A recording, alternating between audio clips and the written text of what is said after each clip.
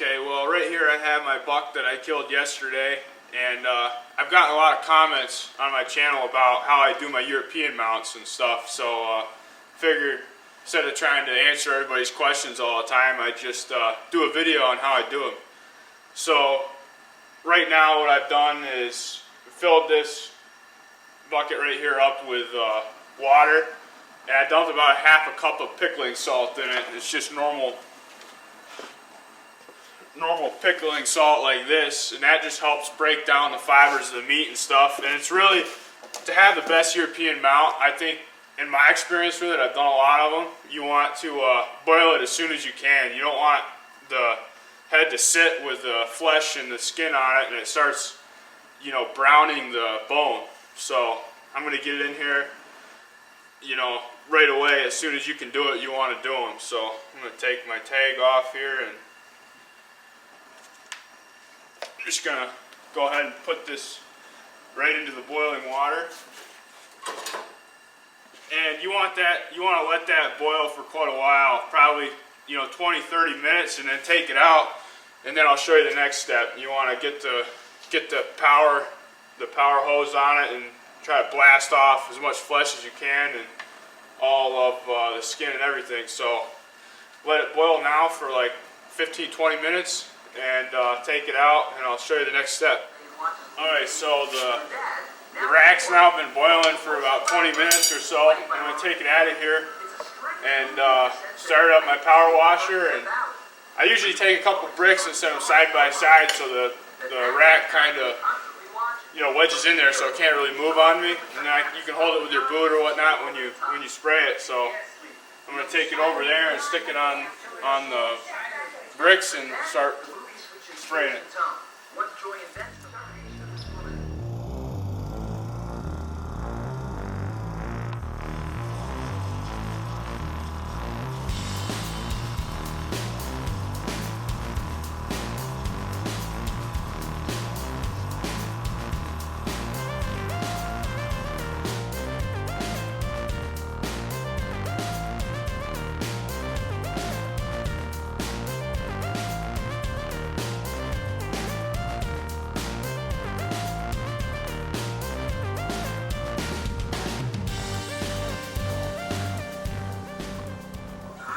Alright, so I just blew this rack off for the first time with the water hose, and I got all the fur and skin off and a lot of the meat. I got the jawbone out of the way and stuff. So now I'm going to put it in for like another 15 minutes or so, and then hit it again with the water hose, and it'll be pretty cleaned up after that.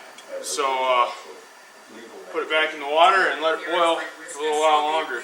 This is a really dirty job, by the way. I mean, there's no way you can do this and not get brain matter and skin and everything all over it. It's just part of the deal here. So don't plan on doing this and trying to stay clean, because it's not going to happen. Well, now we're taking it out to spray it for the second time. It's been in there for about 10-15 minutes, and we'll hit it again with a hose.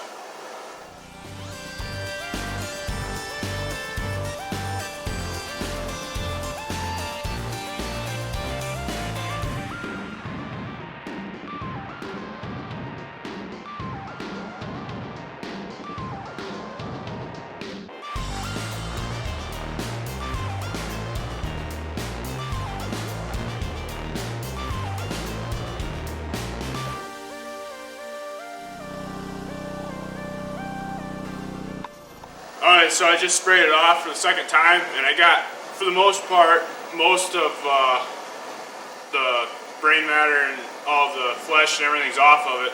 So I'm just going to let it soak in here for probably like 10 more minutes, and then I'm going to have to get some needle nose pliers or something and get some of the membrane out of the brain that's in there. It won't blow out usually. Sometimes it does blow out for it, but that was hot.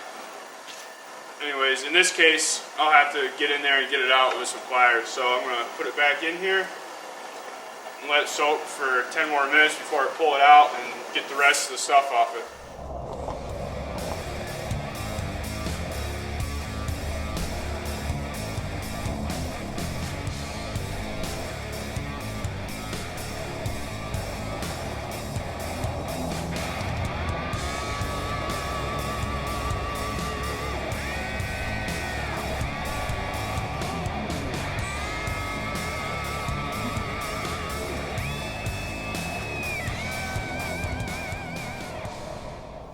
Alright, so now I've finished up boiling it and I've got all the flesh and everything off the bone, and I got the membrane out of the brain, and so it's pretty much all cleaned up now. Now I'm going to take it inside and start treating the actual bone itself to get it, you know, really white, and to keep it that way and keep the bone integrity a lot stronger.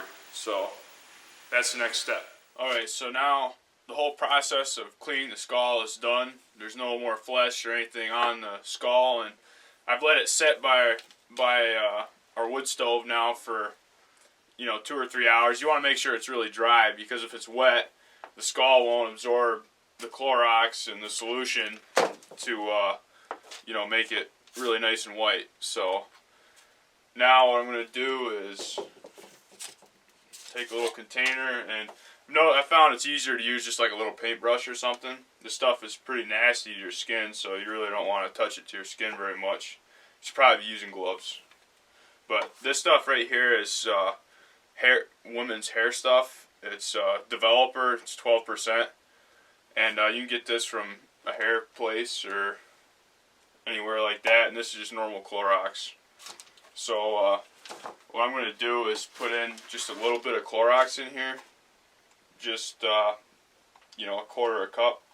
Not very much. Doesn't take very much at all. Just a splash. So you get that in there, and then you add some of this Developer, and it's going to fizz up quite a bit because there's some type of reaction between the Clorox and the Developer, but it turns into like a white foamy stuff. And then you just take this and start painting it on your skull, and try to make sure you get the whole skull covered. So that's what I'm going to do here, is just paint the whole skull up with it.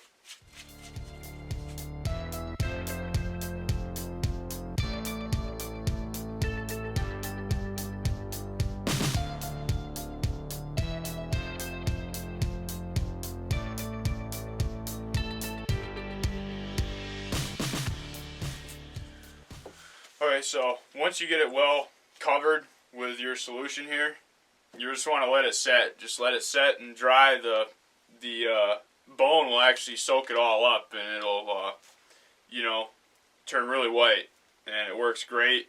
And it's if you want to, you can put another coat on, depending on what you're looking for. You know, this stuff actually strengthens the bone. Where if you just put Clorox on it, it does turn it white, but it kind of makes the bone brittle and crack and flake, and over time it actually turns yellow. Well, with this Developer, it'll stay really white.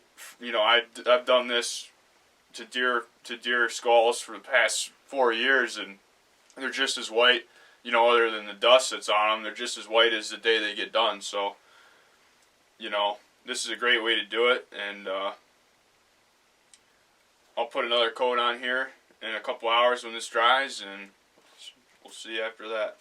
Okay, well, so now it's been about 12 hours since I put the last coat on, and I put 2 coats of our mix on, and it's all done. It's dry, it's hard, and looks really, really nice and white. And now you have a European mount that was really cheap and easy, kind of easy way to do it. I mean, cleaning the skull off is a pain in the butt, but once you get through that part, it's really pretty simple to whiten that skull up. You know, a couple tips, like I said, you want to do it as soon as possible. You don't want to just cut the head off and then leave it behind your garage for, you know, 3 weeks before you do the European mount, because that flesh and blood and everything in there is going to stain the actual skull itself.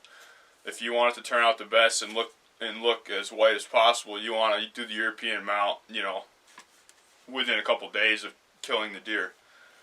So there's 3 things you're going to need. You're going to need pickling salt, you're going to need Clorox, and you're going to need this 12% Developer, and a little container with a little paintbrush.